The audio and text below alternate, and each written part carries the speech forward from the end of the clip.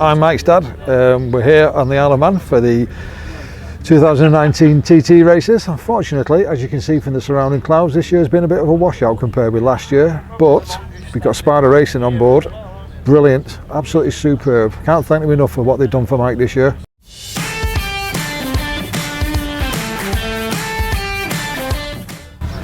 Speaking about Mike this year, he's out on some very edgy courses. The weather, the dampness, the leaves. I know John McGuinness was saying it was one of the sketchiest courses he's been on a long time. I mean, what's that like when your kid's out there riding these kind of courses?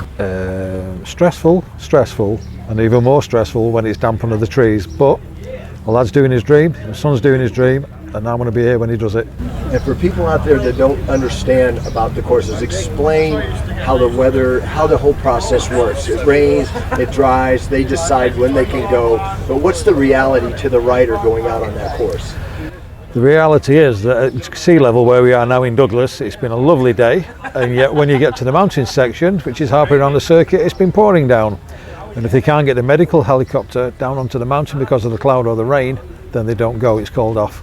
So we've had about 12 laps in the past 2.5 weeks where we've had clear, and the rest of the time has just been absolutely horrendous because the weather's just closed in completely this year. Last year was fabulous, this year completely the opposite.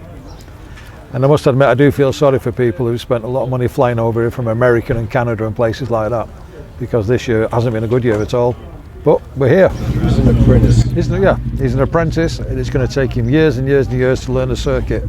But he's got his head screwed on right, and what he's doing is every year it's a bit faster, it's a bit faster, and it's a bit faster. And that is the correct way the Isle of Man. That's the correct way to do it. No matter how good he is as a racer, he has to pay his dues to slowly graduate to that level. Yeah, you cannot just jump on a bike and expect to win here. It's not going to happen. Minus your son, what racers do you look at? Who are your heroes out on that course, past and present? Mike Halewood, without a doubt, 100% Mike Halewood.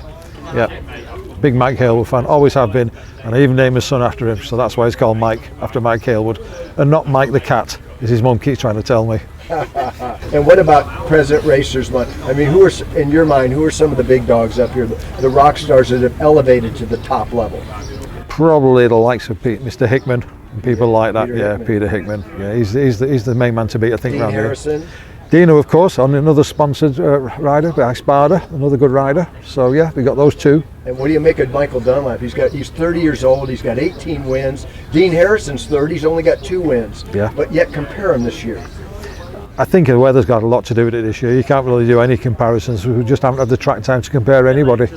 You know, I think if we get the weather, it could be anybody across that line first. Will you be back here with Spada next year? Well, I hope so. Yeah, I definitely hope so. I think we've done a reasonably good job for them with all the videos you've been watching online.